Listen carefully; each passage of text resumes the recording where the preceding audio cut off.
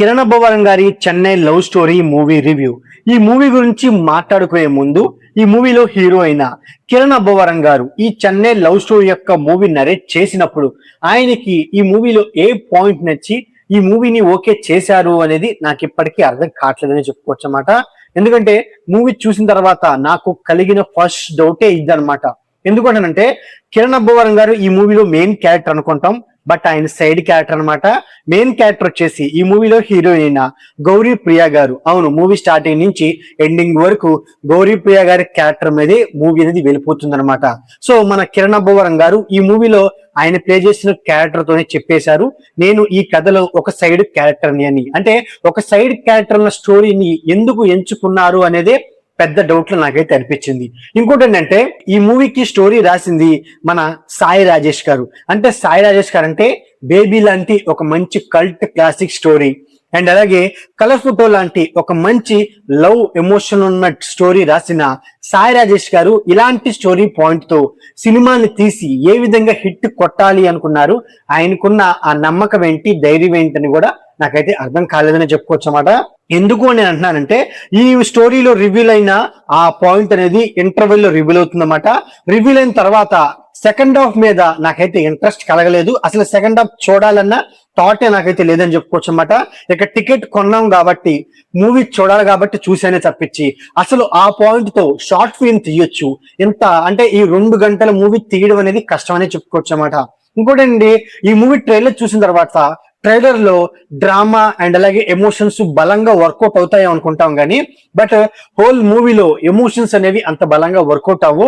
ఇంకా చెప్పుకోవాల్సి వస్తే ఆ క్లైమాక్స్ లో హీరో హీరోయిన్స్ మాట్లాడుకునే సీన్స్ లో ఆ ఒక్క ఎమోషన్ వర్కౌట్ అయింది తప్పించి హోల్ మూవీలో ఎమోషన్ అనేది అంత బలంగా వర్కౌట్ అయ్యేదని చెప్పుకోవచ్చు అన్నమాట.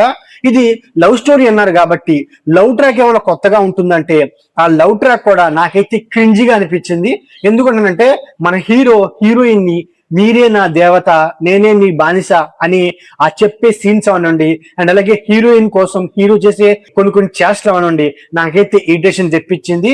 ఇక లవ్ ట్రాక్ ని ఏమైనా కొత్తగాను క్రియేటివిటీగా ప్రజెంట్ చేశారంటే ఒక రొటీన్ అండ్ అలాగే బోరింగ్ తరహాలోనే లవ్ ట్రాక్ కూడా ప్రజెంట్ చేశారనమాట. నాకైతే ఈ మూవీ అయితే నచ్చలేదు, చాలా డిసప్పాయింట్ అయితే నేను చేసింది అనమాట. అసలు ఫస్ట్ ఆఫ్ ఆల్ ఈ మూవీ యొక్క స్టోరీ గురించి సింపుల్ గా చెప్పుకోవాల్సి వస్తే ఈ మూవీలో హీరో స్టీవెన్ శంకర్ డైరెక్టర్ అవ్వాలి అని చెన్నైకి వెళ్లి కోలీవుడ్ ఇండస్ట్రీలో తన ప్రయత్నాలు తాను చేస్తూ ఉంటాడు. అదే క్రమంలోనే హీరోయిన్ గ్యాంగ్ మన హీరోకి తగులుతారు. హీరోయిన్ గ్యాంగ్ వాళ్ళు ఉండే రూమ్ లోనే మన హీరోకి షెల్టర్ ఇస్తారు. మరోవైపు హీరోయిన్ ను తన లవ్ బ్రేకప్ వల్ల డిప్రెషన్ లో ఉంటుంది. ఇలాంటి సిచ్యువేషన్ లోనే హీరోయిన్స్ కి పరిచయం కాస్త ప్రేమగా మారుతుంది. ఆ ప్రేమ ఎంతవరకు వెళ్ళింది అనేది remaining part of the story అని చెప్పుకోవచ్చు అన్నమాట. ఇక ఈ మూవీ యొక్క ఫస్ట్ హాఫ్ అలాగే సెకండ్ హాఫ్ గురించి చెప్పుకోవాల్సి వస్తే నాకైతే 2 హాఫ్లు అయితే నాకు నచ్చలేదని చెప్పుకోవచ్చు అన్నమాట. ఇంటర్వెల్ పోర్షన్, క్లైమాక్స్ పోర్షన్ అంతే నచ్చింది. ఇక ఫస్ట్ హాఫ్ ఎంతో కొంత బెటర్ అని చెప్తాను, ఎందుకంటే సెకండ్ హాఫ్ తో పోలిస్తే ఫస్ట్ హాఫ్ చాలా బెటర్ అనమాట. అసలు ఫస్ట్ హాఫ్ గురించి మాట్లాడాల్సి వస్తే ఫస్ట్ హీరోయిన్స్ ని ఏదో అంటే న్యాచురల్ గా కలవాలన్నమాట. బట్ వాళ్ళేదో ఫోర్స్ గా కలిపేసి వాళ్ళిద్దరి మధ్య లవ్ అనేది కావాలని అంటే కొన్ని అనవసరమైన సీన్స్ రాసేసి వాళ్ళిద్దరి మధ్య ఒక లవ్ ట్రాక్ క్రియేట్ చేసేసి వాళ్ళిద్దరు ప్రేమించుకున్నారు. ఇంటర్వెల్ కల్లా పెళ్లికి వచ్చారు. ఇంటర్వెల్ లో ఒక ట్విస్ట్, సో దాంతోనే సెకండ్ హాఫ్ ని రన్ చేస్తారన్నమాట. ఫస్ట్ హాఫ్ ని ఏదో అలా స్పీడప్ గా తీసుకుంటూ వెళ్లారే గానీ ఏ సీన్ ని ఏ పాయింట్ ని అంత ఎమోషనల్ గాను అంత క్లియర్ గా కన్వే చేయలేకపోయారు. ఇంకోటి ఏంటంటే సెకండ్ హాఫ్ విషయానికి వచ్చేపటికి సెకండ్ హాఫ్ లో అంటే వీళ్ళు తీసుకున్న పాయింట్ తోనే సెకండ్ హాఫ్ మీద ఇంట్రెస్ట్ పోయింది.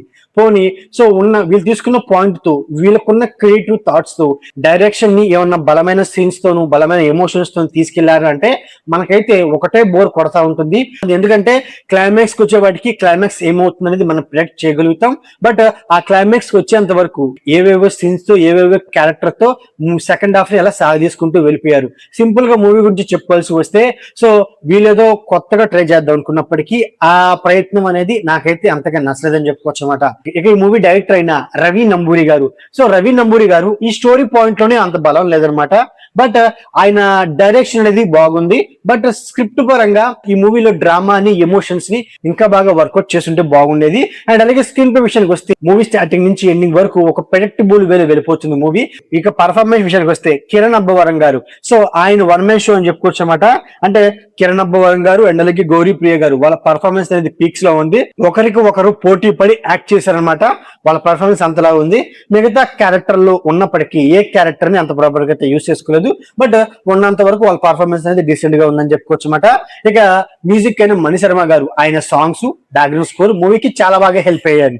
సినిమాటోగ్రఫీ అనేది ప్రొడక్షన్ వాల్యూస్ మూవీకి తగ్గట్టు అయితే లేవని చెప్పుకోవచ్చు అనమాట. నా పరంగా అవి సోసోగా ఉన్నాయని చెప్పుకోవచ్చు అనమాట. సో ఓవరాల్ గా ఇదండి Chennai love story movie review. నా రివ్యూ నచ్చినట్లయితే వీడియోకి ఒక చిన్న లైక్, అలాగే మన ఛానల్ ని సబ్స్క్రైబ్ చేసుకోండి. Okay, thank you all.